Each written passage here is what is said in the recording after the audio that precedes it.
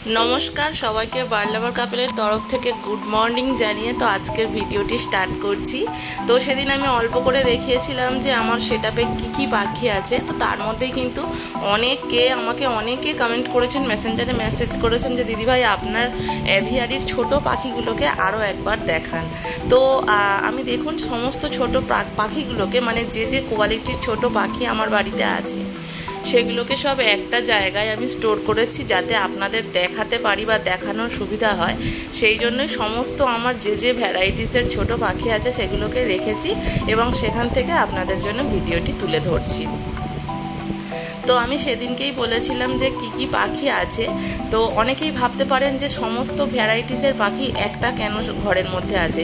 এখন আমি আপনাদের বললামই দেখানোর সুবিধার জন্য রেখেছি। তাছাড়াও এখন যেহেতু এদের ব্রিডিং সিজন নয় সেই জন্য এদের এরকমভাবে রেখেছি এবং কিছুদিন পরে আবার যখন এদের সিজন আসবে তখন কিন্তু আমি আবার এদের প্রেয়ার হিসেবে প্রত্যেকের মানে কামড়ায় দিয়ে দেব। তো এখানে দেখছেনই আছে star Finch, golden Finch, long tail, white Bengali আছে, তারপরে আছে আপনার ক্রিস্টেড বেঙ্গলি এবং আছে হচ্ছে কি লং টেল এবং তার সঙ্গে সঙ্গেও আমাদের যে নর্মাল বেঙ্গলি ফিঞ্চ আছে ওখান থেকে এবছর একটি নতুন মিউটেশন কেটেছে, সেটি হলো পার্ল বেঙ্গলি, যেটা নর্মাল বেঙ্গলির থেকে কিন্তু সাইজে অনেকটাই বড়। তো দেখুন এই সমস্ত পাখিগুলো আমার ছোট পাখির অ্যাভিয়ারি বলা যেতে পারে।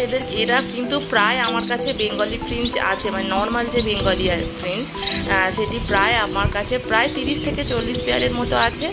আর তাছাড়াও হচ্ছে নর্মাল ফ্রিঞ্চও কিন্তু প্রায় 20 থেকে 25 পেয়ারের মতো আছে। এছাড়া স্টার, গোল্ডেন, লং টেল এগুলোও আছে, তবে এগুলো একটু অল্প পরিমাণে।